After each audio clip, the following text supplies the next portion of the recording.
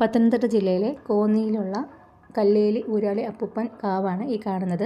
പ്രകൃതിയും മനുഷ്യനും തമ്മിലുള്ള ഒരു ബന്ധത്തിൻ്റെ പ്രതീകമായിട്ടാണ് കേട്ടോ ഈ ക്ഷേത്രം നിലകൊള്ളുന്നത്.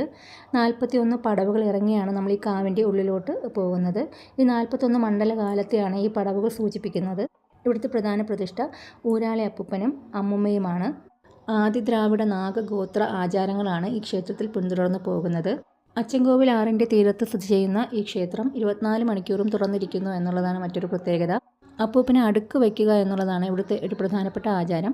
ഒരു മുറത്തിലായിട്ട് വെറ്റ, പാക്ക്, പുകയില, കള്ള്, പട്ട് ഇങ്ങനെയുള്ള കുറച്ച് സാധനങ്ങളുണ്ടാവും. ഒരു തേങ്ങയൊക്കെ അതിലുണ്ടാവും. ഇതെല്ലാം കൂടെ കൊണ്ട് നമ്മൾ ആ ക്ഷേത്രത്തിൽ നടയിൽ ചെന്നതിന് ശേഷം ഇഷ്ടമുള്ള ആ കാര്യം, നമ്മുടെ എന്താണോ ആഗ്രഹം നടക്കേണ്ടത് അത് ഉച്ചത്തിൽ വിളിച്ച് പറയുക എന്നുള്ളതാണ് ഇവിടെ പ്രധാനപ്പെട്ട കാര്യം. അങ്ങനെ ഉച്ചത്തിൽ വിളിച്ച് പറയുന്നത് ഉടൻ തന്നെ സാധിക്കുമെന്നതാണ് ഇവിടുത്തെ ഒരു പ്രത്യേകത.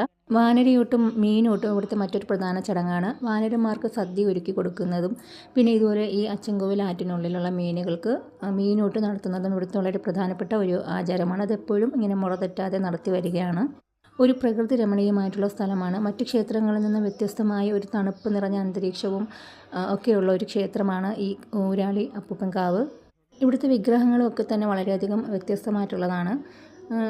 ഗണപതിക്ക് വേണ്ടിയിട്ടുള്ളതും പിന്നെ ഭദ്രകാളി അങ്ങനെയൊക്കെ ധാരാളം പ്രതിഷ്ഠകൾ കാണാം.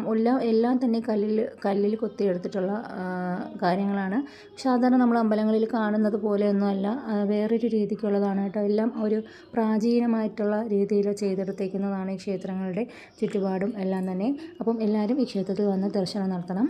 വളരെ പത്തനംതിട്ട കോന്നി റൂട്ട് വന്നു കഴിഞ്ഞാൽ നമുക്ക് ക്ഷേത്രത്തിലെത്താവുന്നതാണ്. ഇത്രയേ ഉള്ളൂ. ചാനൽ കൂടി ഒന്ന് സബ്സ്ക്രൈബ് ചെയ്യണേ. താങ്ക്